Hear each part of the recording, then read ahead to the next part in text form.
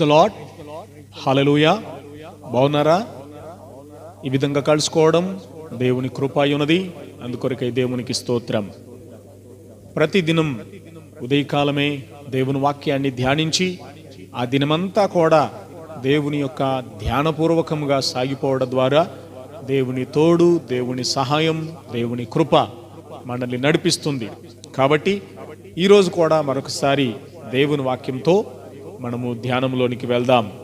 కీర్తనల గ్రంథములో 19వ కీర్తన 13వ వచనాన్ని ఈరోజు ధ్యానం చేద్దాం. దురభిమాన పాపములలో పడకుండా నీ సేవకుని ఆపుము, వాటిని నన్ను ఏలనీయకుము.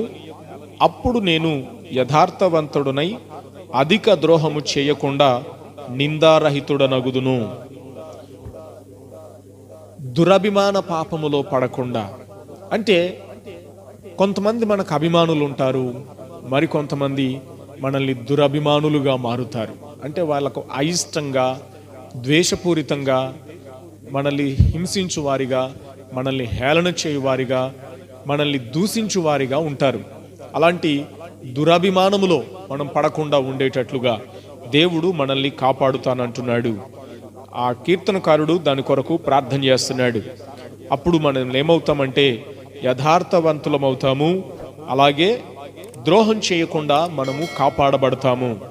అందుకని ఆ దురభిమానము మనల్ని ఏలకుండా ఉండాలంటే మనము దేవుని సన్నిధిని ఆశ్రయించి, ప్రభువా, నేను చేసే పనులను బట్టి, నా క్రియలను బట్టి, నా మాటలను బట్టి, నా ప్రవర్తనను బట్టి ఎవరు కూడా నన్ను దూషించే పరిస్థితి రాకుండునట్లు, దురభిమాన పాపములో నేను పడకుండునట్లు నాకు సహాయం చేయమని దేవుని సన్నిధికి అప్పగించుకుందాం.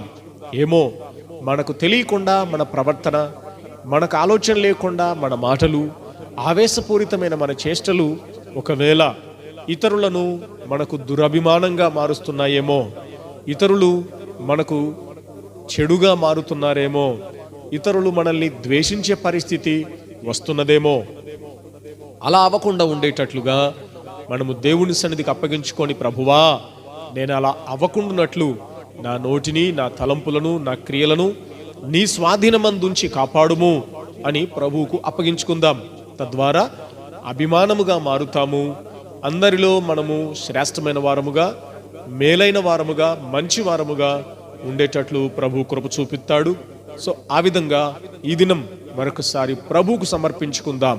ప్రేమగల మా తండ్రి, నీకు వందనాలు నాయనా. ఈ లోకములో ప్రజలు ఎంతోమంది మమ్మల్ని చూస్తున్నారు, మా మాటలు వింటున్నారు, మా దినచర్యల్ని గమనిస్తున్నారు.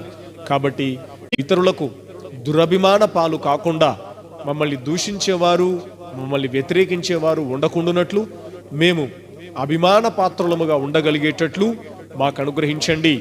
మా ఆలోచనలను స్వాధీనపరచుకోండి, మా మాటల్ని మీ అదుపులో ఉంచుకోండి, మా అడుగు జాడలను మీ చేతులలో భద్రపరచండి.